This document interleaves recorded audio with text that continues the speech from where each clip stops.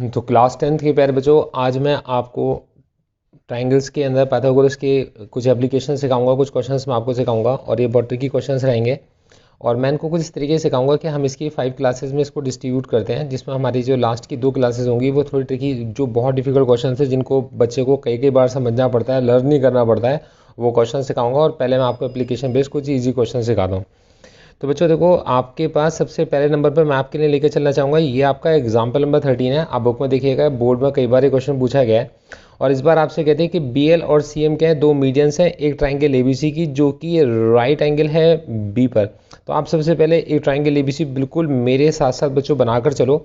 और यहाँ पर आप इसी तरीके से आप दो मीडियंस बनाकर चलो, जिसके अंदर एक होगी BL और एक होगी CM, और राइट एंगल A पर है। मैं माफ़ी चाहूँगा, इसको A कर लीजिए, क्योंकि ये ABC पे A पे राइट एंगल है, और B से आपके पास में BL एक मीडियन है, और C से एक CM एक मीडियन है।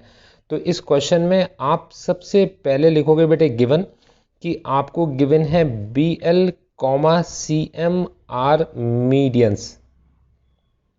ये क्वेश्चन आपको गिवन है, और इस क्वेश्चन में टीचर आपसे कहती हैं कि आप शो कीजिए।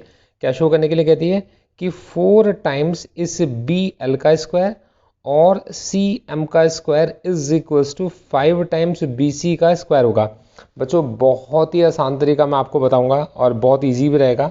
देखो बेटे, आपके पास बहुत सिंपल सा है। जब टीचर आपसे BL बोलती है तो वो ट्राइंगल लो जिसमें BL आता हो और 90 डिग्री का एंगल आता हो। जब आपको CM चाहिए तब आप वो ट्राइंगल लो जिसमें CM आता हो और 90 डिग्री का एंगल आता हो। मैं यही प्रॉपर्टी कई जगह यूज़ करूंगा और आपको सब सिखा दूंगा। तो बच्चों मैं आ गया इसके प्रूफ पर, और हमने क्या लिखा? इन ट्राइंगल हमसे सबसे पहले BL मांगा गया है, तो ट्राइंगल BL, और आप बीच में 90 डिग्री चाहिए तो आप BAL बोलो आप इस ट्राइंगल को। इन ट्राइंगल BAL, और सीधा आप इसके अंदर लगाओ Pythagoras theorem, from Pythagoras theorem. तो जब आप इसके अंदर पाइथागोरस थ्योरम लगाओगे तो यह सबसे पहली चीज़ जो आपको देखने को मिलेगी वो है BL का स्क्वायर इज इक्वल्स टू, ये होगा AL का स्क्वायर, और प्लस में कितना है AB का स्क्वायर। ये आपकी इक्वेशन नंबर 1 है। मतलब BL स्क्वायर है, AL स्क्वायर और AB का स्क्वायर, ये इक्वेशन नंबर आपकी 1 है।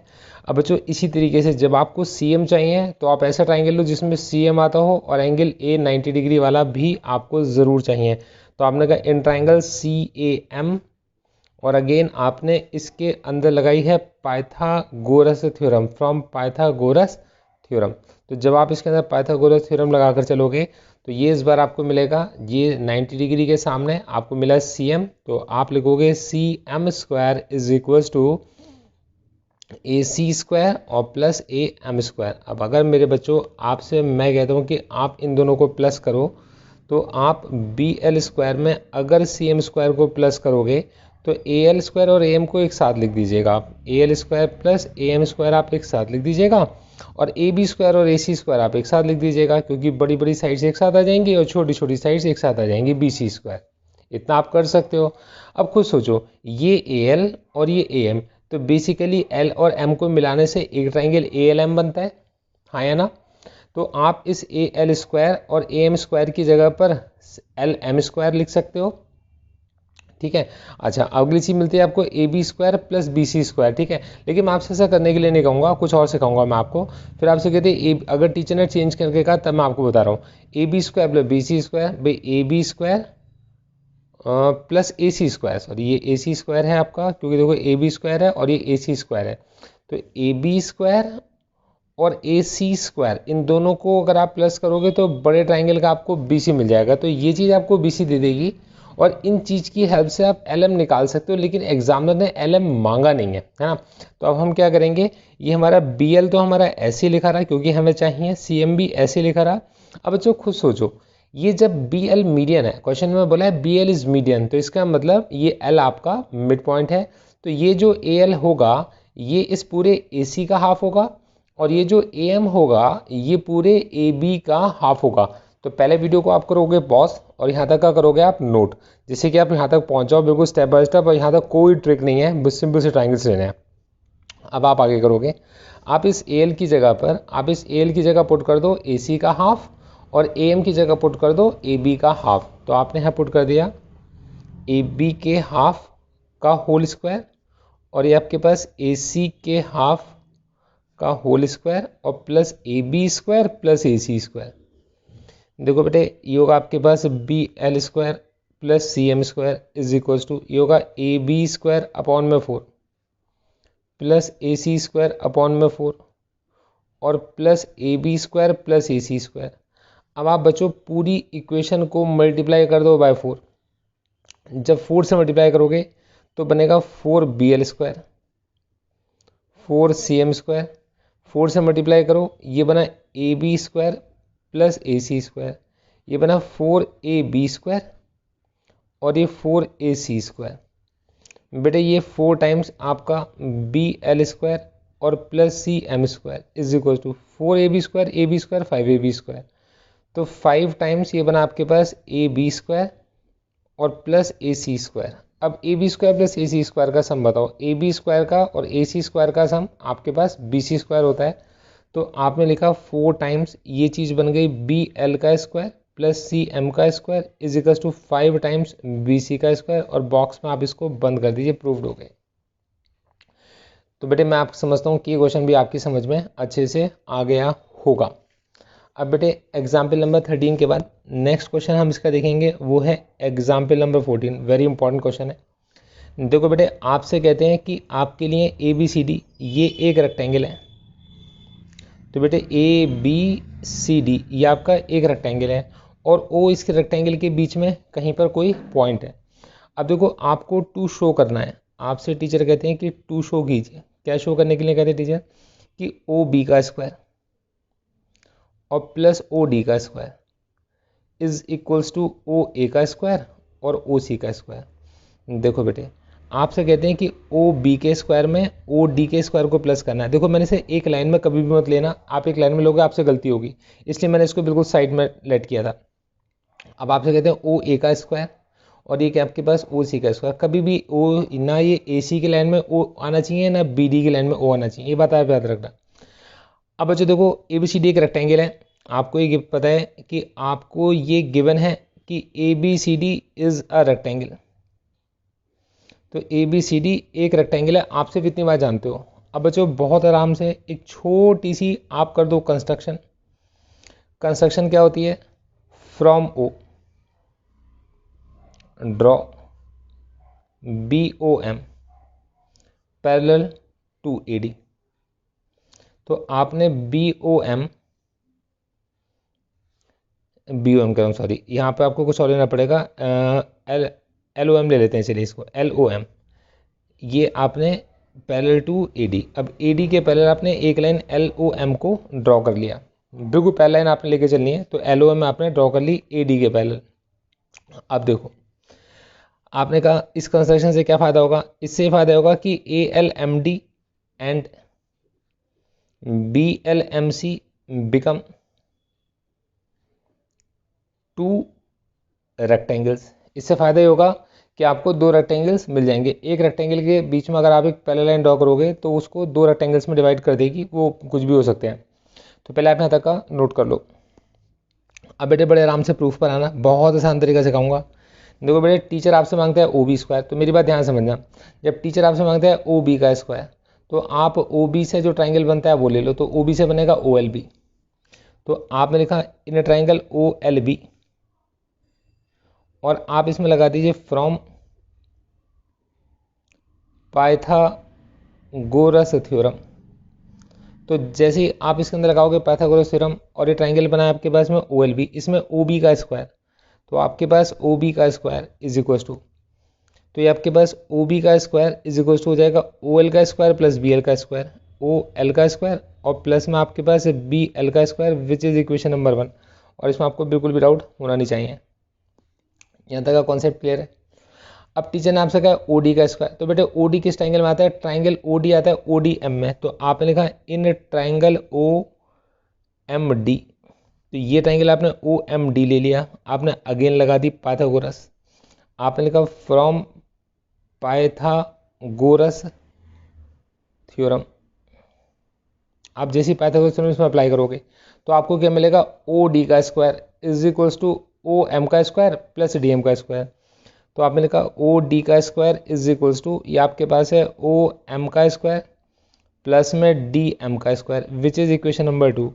आप इक्वेशन नंबर 1 और इक्वेशन नंबर 2 को प्लस कर दो, क्या फ़ायदा होगा भाई, आपको ओ बी स्क्वायर और ओ डी स्क्वायर का सब मिल जाएगा। एग्जाम में हमें बड़ी प्रॉब्लम होती है कि भाई हमें याद नहीं रहता, तो बहुत सिंपल सी बात है, क्वेश्चन में जो मांगा गया है, ये जो क्वेश्चन में गिवन है, केवल इनका इस्तेमाल करो, बाकी कुछ दिमाग लगाओ मत आप। तो हमारे को O B square O D square मांगा गया था, मैंने जिसमें ट्राइंगल में आते थे उसको ले लिया और उन दोनों को प्लस कर दिया। देखो बेटे ये ओ एल है, ठीक है, ओ एल, अब ओ एल स्क्वायर आपका देखो, आप ओ एल को नहीं छेड़ सकते, आपने लिखा ओ एल ऐसे लिखा रहा, ये जो बी एल है आपने बी एल भी लिख दिया, ठीक है, और फिर प्लस में आपके पास ओ एम है ऐसे लिखा रहा, और आपके पास में डी एम है, आपने डी एम स्क्वायर भी लिख दिया। आप ऐसे तो लिख सकते हो, आपने इसको पहले लिख दिया। अब पहले आपने इतना नोट कर लो, पहले यहाँ तक का, यहाँ तक तो आपको कोई दिमाग नहीं लगाना, बड़े आराम से कर लोगे, कोई ट्रिक नहीं है। तो पहले आप यहाँ तक का वीडियो को पॉज करके नोट कर लीजिए। अब आप थोड़ा आगे आइए, देखो बेटे एग्जामिनर ओ ए चाहता है, तो बेसिकली एग्जामिनर ओ ए और ओ सी चाहता है, तो देखिए कैसे लाया जाएगा।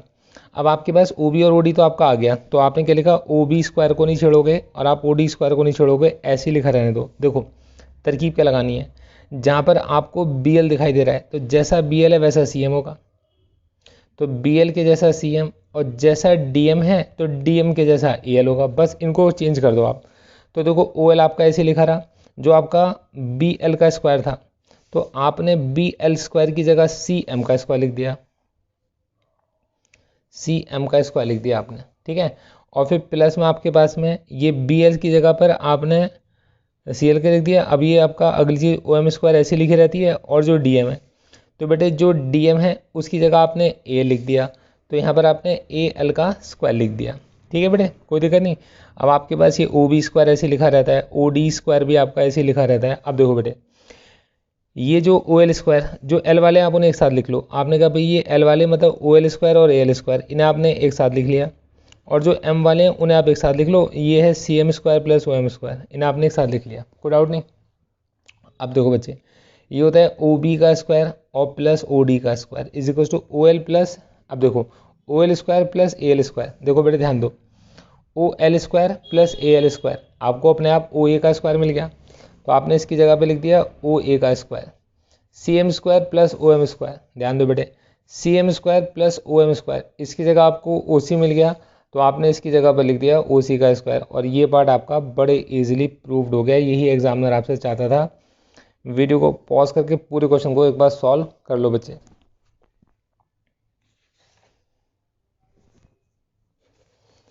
अब देखो बेटे, अब मैं आपको नेक्स्ट लेकर आता हूँ। देखो जो हमारी एक्सरसाइज 6.5 है,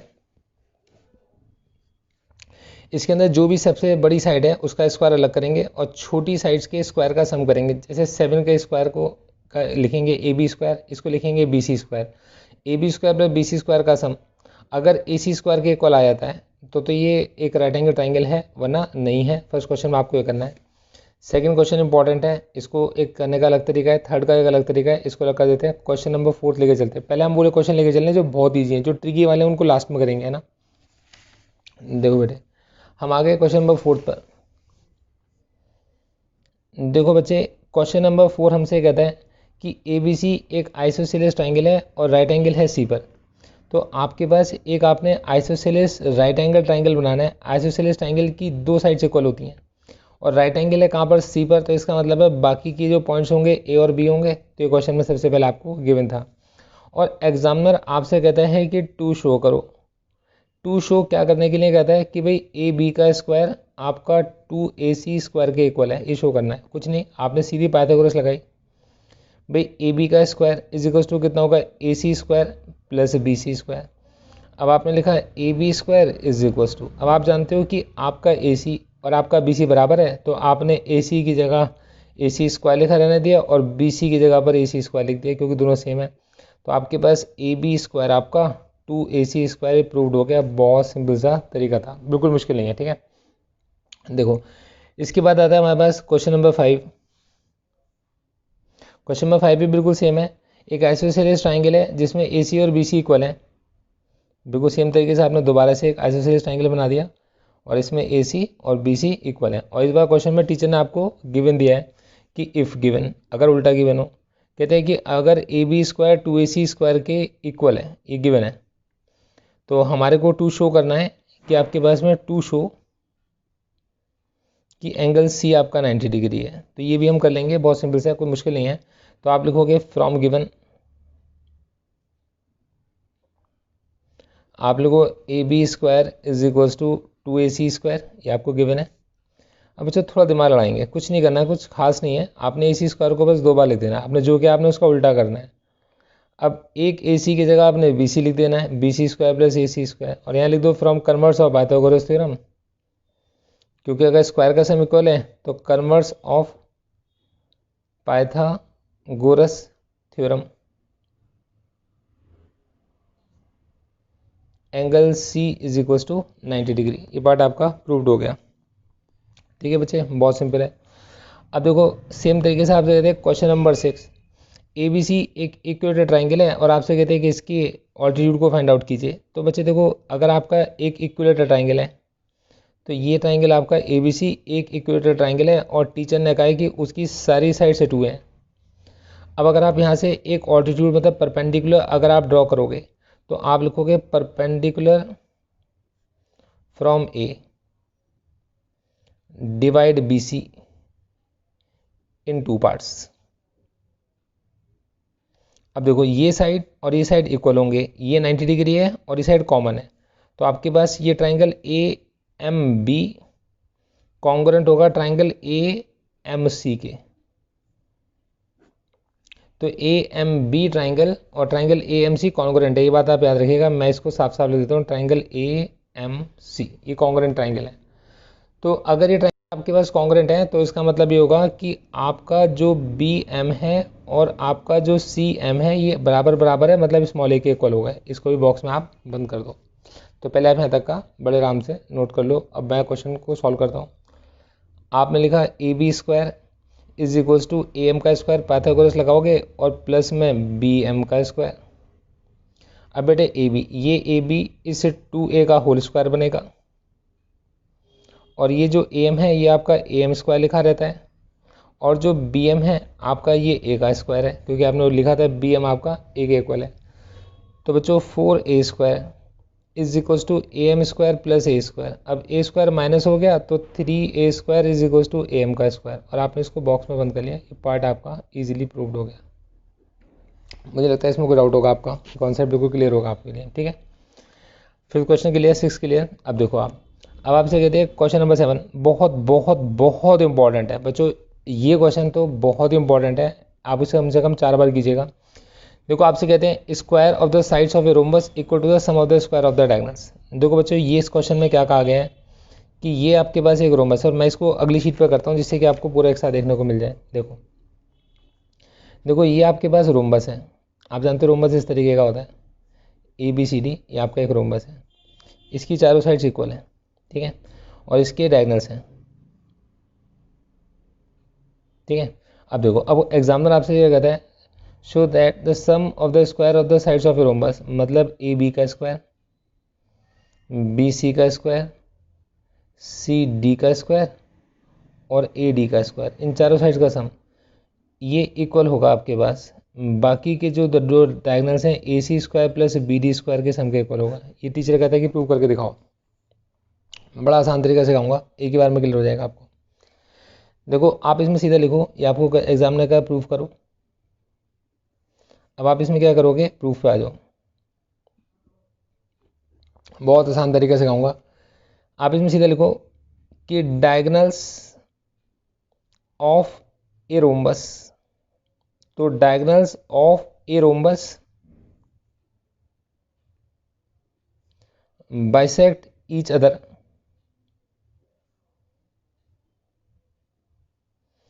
एट 90 डिग्री। तो रोम्बस के डायगोनल्स 90 डिग्री पर एक दूसरे को बाइसेक्ट करते हैं, मतलब ये भी 90 और ये भी 90 और ये भी 90 और ये भी 90। अब देखो बच्चों, अब आपसे क्या करें कि इसका मतलब होगा ओ ए और ओ सी ए सी के हाफ के इक्वल है, और ओ बी और ओ डी बी डी के हाफ के इक्वल है। इसका मतलब ये हुआ कि भाई दोनों को आधे में डिवाइड करते हैं और 90 डिग्री पर बाइसेक्ट करते हैं। अब बच्चों में एक ही ट्राइंगल में आपका सारा क्वेश्चन खत्म कर दूंगा। आपने कहा in triangle A O B, आप सीधा ट्राइंगल ए ओ बी ले लो।